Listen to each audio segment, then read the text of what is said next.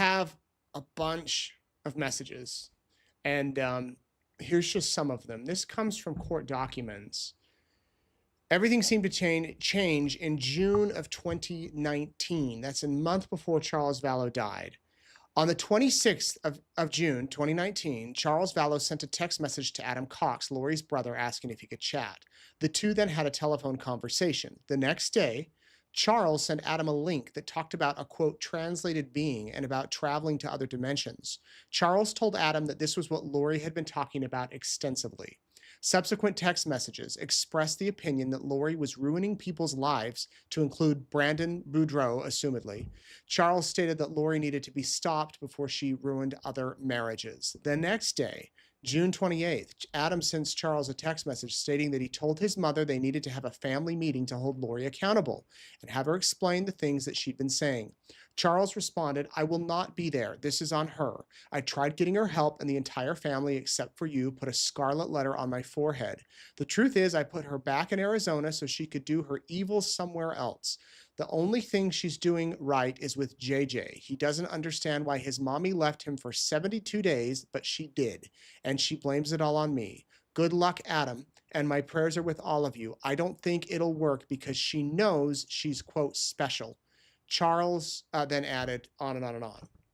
So I would imagine they will present these texts that Charles is aware something's up. How much the prosecution in this case will go into religion, I think you would have to.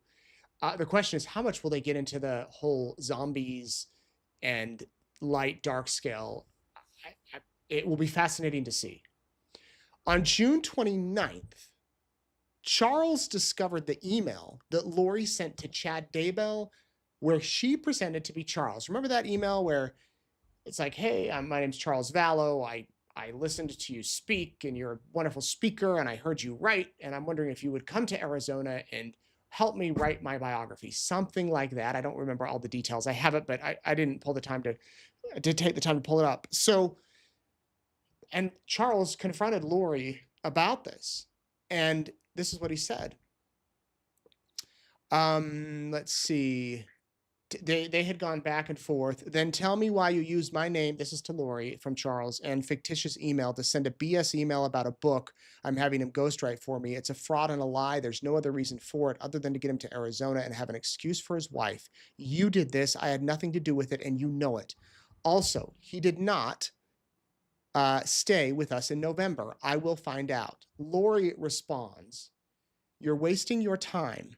They are both my friends. Move on with your life. We are done. Let's just get through it." Charles, "You're destroying people's lives. Had I known you were spending hours talking to Mel and poisoning her toward Brandon, I would have said something. You're disgusting. You have had a serious disconnect. Otherwise, you'd send your lover Moroni to come zap me or put me in a pod, or him do to Joe.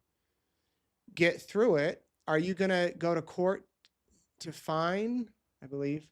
Are you going to go to court to fine? Otherwise, nothing will happen. You just hate it when your evil ways have been exposed. That is a lie, and you know it. Lori, I'm tired of the way you're speaking to me. I will not stay married to someone who claims to be a priesthood holder and speaks to me the way you do." Charles, "Me? Look at what you say to me. You've called me Ned and Garrett, and you call me off.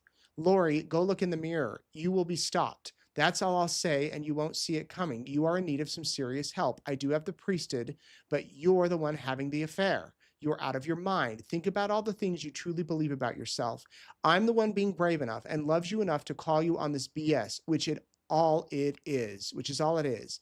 You've been horribly deceived. You asked me if I ever hurt anyone, and the answer is hell yes. Just look around you.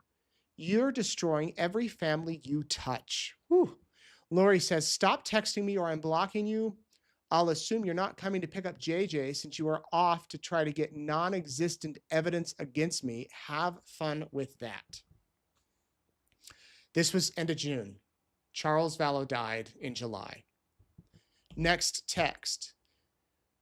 I think I just played that one. Okay, sorry, ignore the top one. "Stop texting me or I'm blocking you." Charles then says, "I don't enjoy fighting with you, but you need to be stopped from destroying so many lives that you've already, with your whacked out delusions, you've made our beautiful gospel a thing of horror.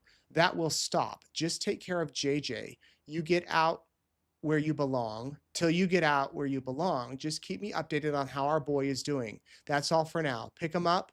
I'm staying at my house. Lori, no, you are not. Jason blank will make sure of it. Get a hotel or stay with Brandon, your best friend, Brandon Boudreaux. So Charles is saying, I'm going to come and stay at my house. Lori's saying, no, you're not. No, is he on the lease? I'll have the police there. If he tries, it's my house. Are you going to stay with your boyfriend at his hotel since he's making so much money writing a book for me? Lori, okay, Joe Ryan. Joe Ryan's her third husband who died.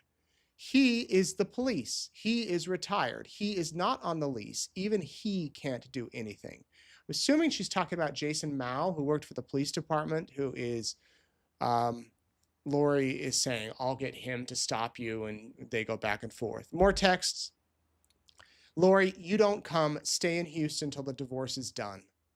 Charles, not filing. I'll be there later. Like I said, when I come to the door, you can leave if you like. Take Tylee too. You get awful angry when you get caught in your lies. Lori, JJ is sick and wants his mommy. Out of all the texts when I was preparing this one hit me. JJ is sick and wants his mommy. Good rich, I think she means good luck trying to take him away from me. Here is Charles trying to make sure his son's okay. He's in Houston. He's coming to Arizona. He's concerned. He's raised the alarm.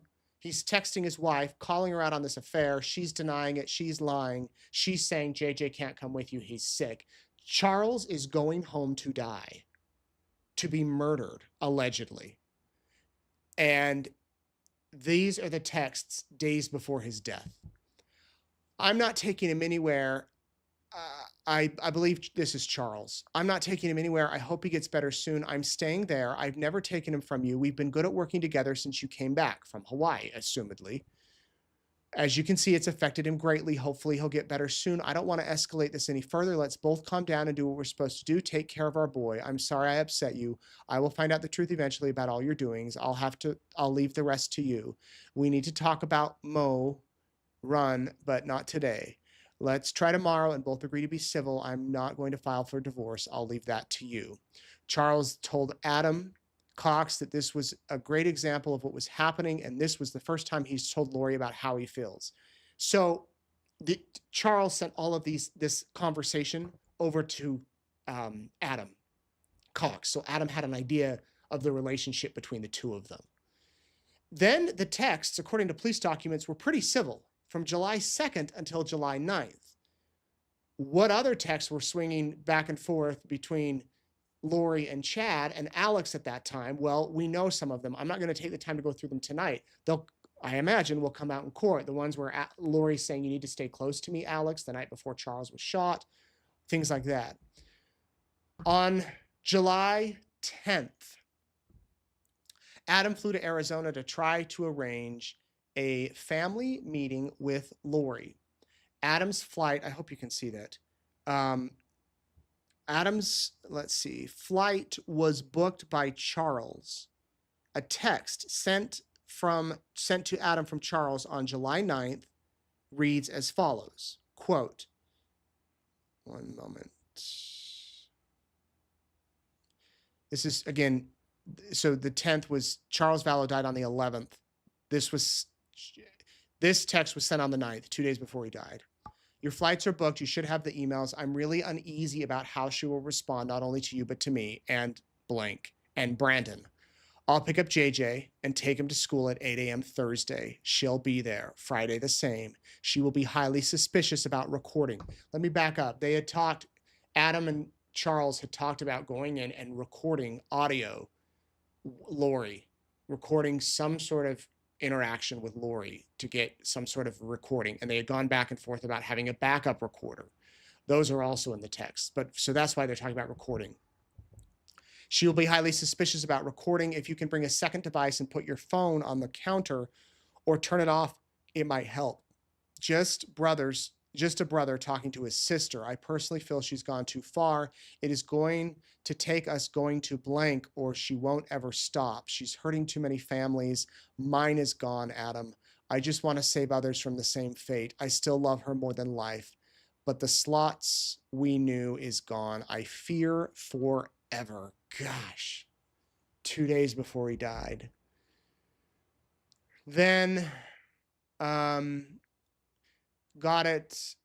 I believe Adam said, got it. But honestly, if you blank Brandon and me go to him, that should be enough. I believe they're talking about a religious leader going to a religious leader to have Lori Vallow's temple recommend pulled, which a temple recommend is like a pass. It's a piece of paper that you go to your leader of your congregation and you're asked questions about excuse me, a series of questions about whether you're living a clean life, a moral life. If you say yes, the leader gives you this recommend. You can then go to the temple anywhere in the world, any of the LDS temples, and get into the temple, which Lori was going to daily. So they're talking about going to her leader, her bishop, I believe, and talking about filling her in, filling the bishop in on what's happening. Charles arrived in Phoenix on July 10th. He stayed at a hotel that Lori rented for him. In a text by Charles to Lori, he asked if the hotel room was already paid for, and she informed him it was. Charles then responded, "Thanks. I'll see him tomorrow. I'll take him to school and pick him up. Friday too. Thanks." On July 11th, the day Charles was killed, Charles went to Lori's residence in Chandler. At 7:34, Charles's phone showed just west of 5531 South Four Peaks Place. Between 7:35 and 7:37, the following text string was located between Charles and Adam. Charles, Al is here, meaning Alex. Adam, at Lori's? Adam, really? I wonder why he never called me back. Adam, they are planning something. Charles, absolutely. Adam, I was supposed to spend the night at his house last night. She probably blocked that. What you do is up to you. That was the last message read by Charles at 7:37. Adam would send the following message at 7:37, but it was not read until 12:13 when Charles was dead and Lori was control of his phone. Adam, I'm going to put the pressure to have him come get me right now. See what he says. Adam, okay? There were no further messages from Charles. Adam would send Charles the following messages at 7:49. The following message.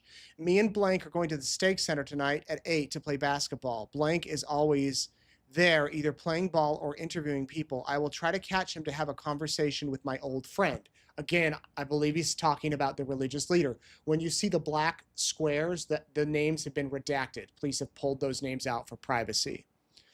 The message about him going to play basketball and seeing the religious leader was read at 12:13 when Lori was in control of Charles's phone.